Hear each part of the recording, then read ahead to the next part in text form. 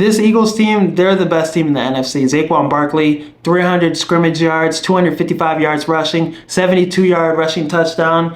He always has a big rushing, touchdown in the second half. And that's what they do. They ground and pound these teams. They, get these teams beat up in the first half. Second half, that's when things start opening up. That's when those running lanes are opening up. And it's like you can't stop the Eagles in the second half. So I really like the method they're choosing to play, the play style they're choosing to play.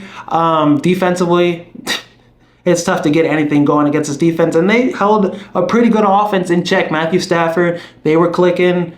Matthew Stafford, the last couple games, he was having success. Him and Puka Nacua, Cooper Kupp, having those guys back, Kyron Williams. But this Eagles defense had an answer for them. Jalen Carter up the middle, Josh Sweat. They just lost Brandon Graham for the rest of the season, but I'm confident in this defensive line. They have a lot of depth. Milton Williams had 2 sacks in this game against the Rams offensive line when they had all their offensive linemen back in this game. So this blowout is a huge statement victory for the Eagles. People want to talk about them not playing anybody, but this is the NFL. Teams are losing. The Cowboys beat the Commanders. Good teams lose, games they shouldn't have every now and then in the season. So they're taking care of business. They look like the best team in the NFC. I know people like Detroit. People are, calling Detroit the team to beat in the NFL, not just the NFC. But I think Philly matches up pretty well with them. And in the trenches, Philly is dominating them.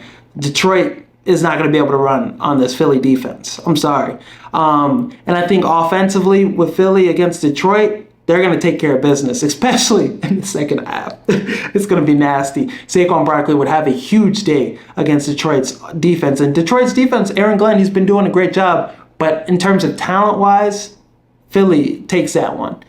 So Jalen Hurts, I've seen him step up big in big moments. A.J. Brown, it's going to be a tough cover. So I think Philly, they would take care of business against Detroit. And right now they're my favorite to come out the NFC and make it to the Super Bowl and take on whoever comes out of the AFC. But Saquon Barkley, I think he's going to be Offensive Player of the Year this year. Leads the NFL in rushing yards.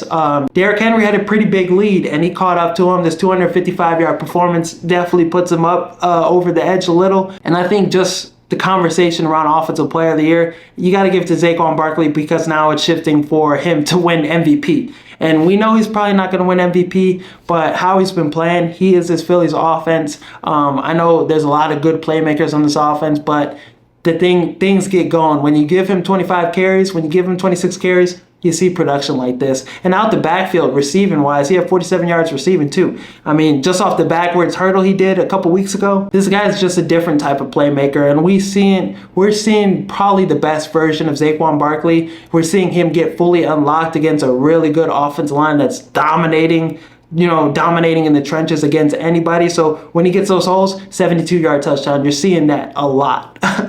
So I really like him to win Offensive Player of the Year. Some people thought the NFC North was going to be the worst division in football this season. They thought it was going to be as bad as the NFC South.